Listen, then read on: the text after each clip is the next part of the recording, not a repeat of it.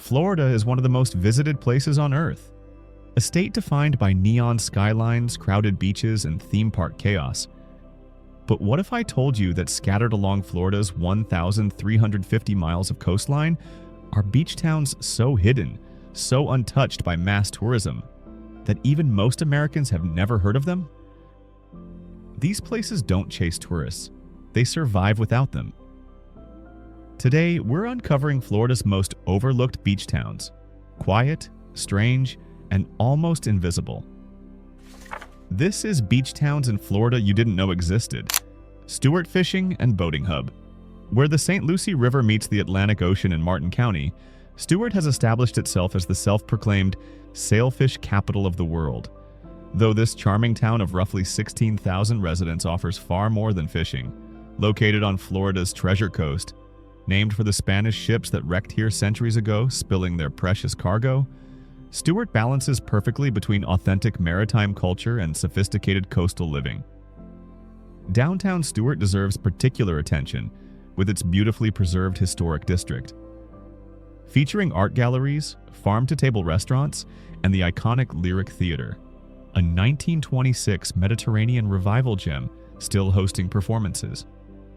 The Waterfront Riverwalk connects parks and restaurants along the St. Lucie, where manatees frequently surface and dolphins patrol the channels. But fishing remains Stewart's truest identity. Charter boats depart daily seeking sailfish, marlin, and wahoo in the deep waters beyond the coast, while the annual Stewart Sailfish Regatta has run since 1957.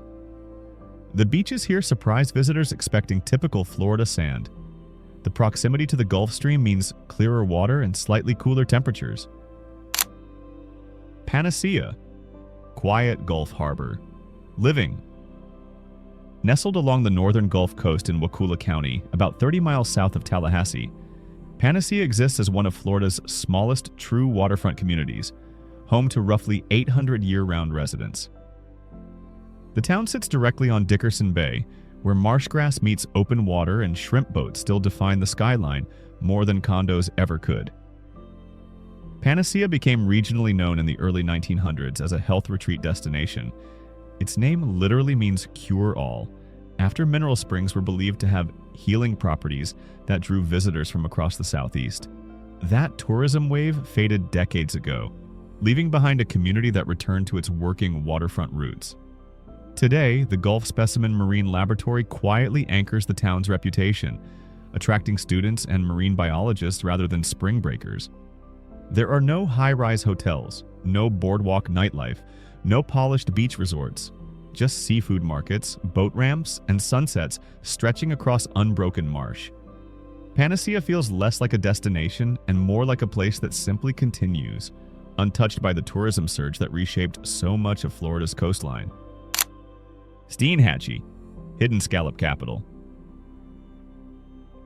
Tucked deep along Florida's Big Bend in Taylor County, Steinhatchee sits where the Steinhatchee River spills quietly into the Gulf of Mexico, nearly 80 miles west of Gainesville and far from any interstate.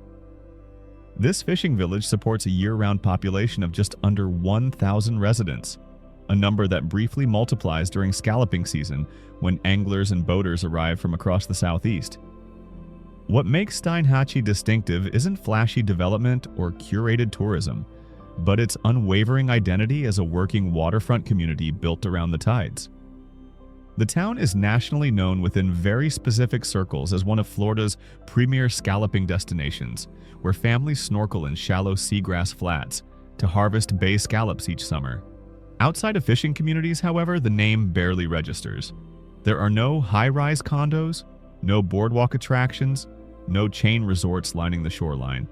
Just marinas, bait shops, seafood markets, and quiet riverfront homes elevated against storm surge.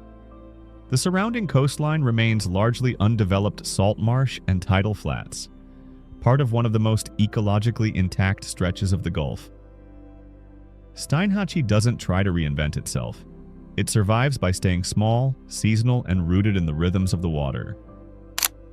Port St. Joe, gateway to Cape San Blas, positioned along the northern curve of the Gulf of Mexico in Gulf County, Port St. Joe remains one of Florida's most beautifully positioned secrets.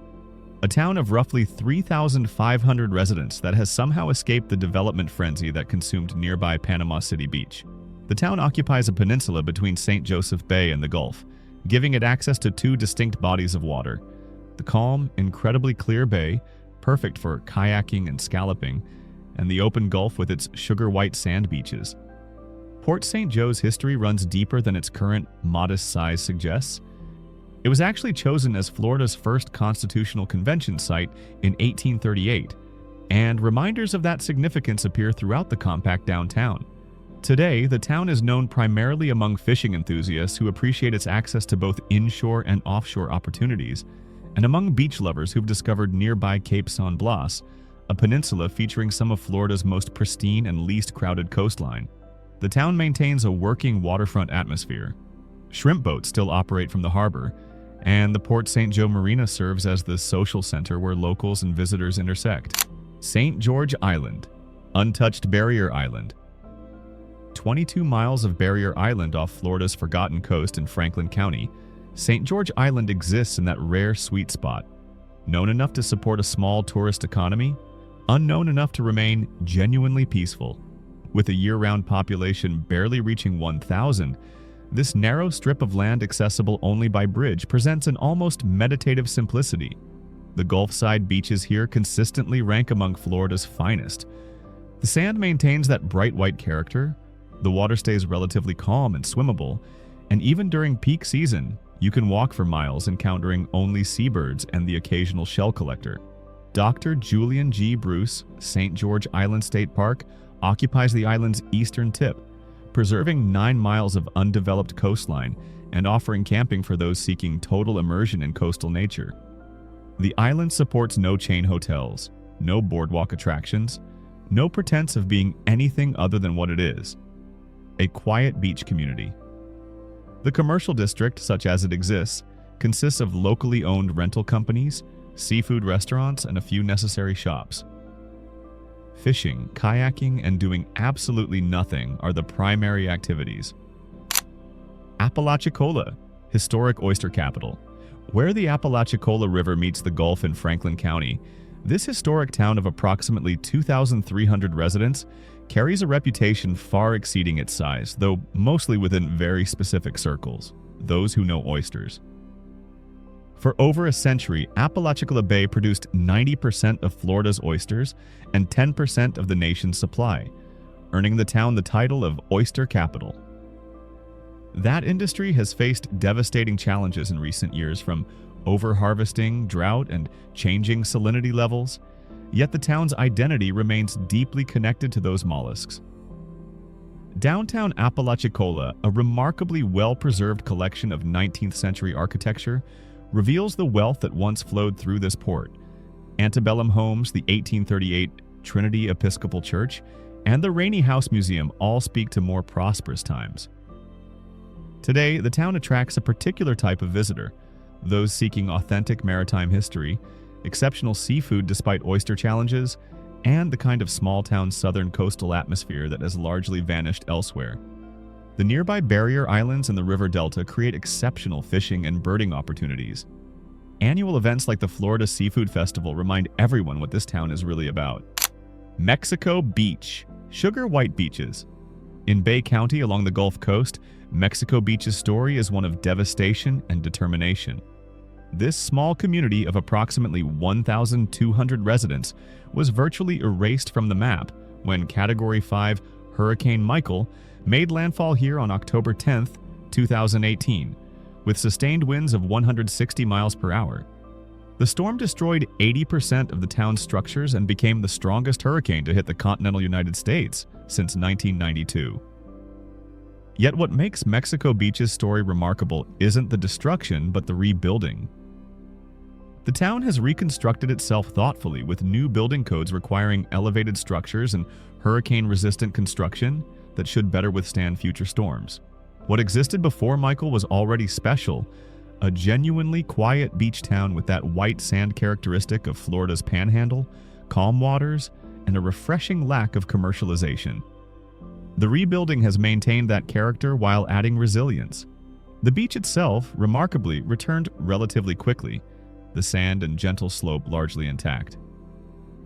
Today, visiting Mexico Beach means witnessing a community that refused to surrender to climate reality while acknowledging it. A town that has literally rebuilt its future while honoring its past. Cedar Key, Old Florida fishing. Way out where Florida's Big Bend meets the Gulf of Mexico in Levy County, Cedar Key exists almost as an island in time. A collection of small keys connected by bridges and causeways, home to barely 700 permanent residents who prefer their isolation. This was once a thriving port and railroad terminus in the 1800s. But when the railroad moved and the cedar forests that gave the town its name were depleted, Cedar Key simply stopped growing. What remains is perhaps Florida's most authentic Old Florida fishing village, where the economy still revolves around harvesting clams from the surrounding waters. The town occupies several small islands, with the main commercial district concentrated on a few blocks of weathered buildings housing seafood restaurants, art galleries run by locals who escaped here from elsewhere, and shops selling the basics. The surrounding Cedar Keys National Wildlife Refuge protects the ecosystem that supports this community. Salt marshes, oyster bars, and mangrove islands where birds outnumber people by thousands to one. There's no traditional beach here. Instead, you get tidal flats, working docks, and sunsets over the Gulf that people photograph but can never quite capture. Carabel, forgotten Gulf Harbor. In Franklin County, where the Carabel River meets the Gulf, this tiny town of fewer than 3,000 residents represents coastal Florida at its most unvarnished. A working fishing harbor where tourism exists but doesn't define the community. Carabel's claim to broader fame rests primarily on the world's smallest police station, a phone booth that served actual law enforcement purposes from 1963 to 1991 and now stands as a quirky roadside attraction. But beyond that novelty, Carabel offers something increasingly rare: authenticity without pretense. The harbor remains active with commercial fishing boats, particularly those harvesting shrimp and grouper from Gulf waters. The beaches here aren't the postcard-perfect white sand of the central Panhandle. Instead, you get quieter, less manicured stretches where locals actually outnumber tourists. Nearby Carabel Beach offers public access with minimal development, while Crooked River Lighthouse, built in 1895, provides both historical context and panoramic views from its 103-foot height. The town serves as a supply point for the nearby Forgotten Coast, providing services for St. George Island and Apalachicola, while maintaining its own distinct, decidedly unglamorous character. Sopchoppy Remote River Town. Deep in the Big Bend region of Wakulla County, Sopchoppy barely qualifies as a beach town. It sits roughly 15 miles inland from the Gulf, but its connection to Florida's most secret coastline makes it the perfect finale to our journey. This town of approximately 450 residents exists primarily as a gateway to the Ochlockonee River and the vast, wild coastal areas surrounding Appalachie Bay. The name itself, derived from Creek language meaning long and twisted, perfectly captures both the river's character and the town's relationship with conventional tourism. Sopchoppy has twisted itself into something wonderfully strange.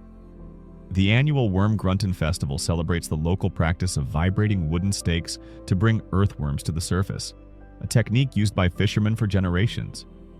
Downtown consists of perhaps 2 blocks, including the Sopchoppy Grocery and the few other businesses that serve this isolated community. But the real draw is what surrounds the town. The Sopchoppy River offers exceptional kayaking through ancient cypress swamps, and the nearby coastal areas provide access to some of Florida's wildest, least visited shoreline, where the Gulf meets endless marsh grass and privacy is practically guaranteed. Florida has 1,350 miles of coastline, and most travelers only see about 10 of them. These towns prove that the quietest places are often the most unforgettable. So before you pack your bags for these hidden Florida beach towns, ask yourself, would you ever move somewhere with a completely different kind of reputation? If you're curious about the other side of the map, click on the darkest places to relocate in America and discover the cities where statistics, stories, and reality paint a much darker picture than any postcard ever could. Don't forget to like, share, subscribe, and step into the hidden side of the world with Oddly Abroad.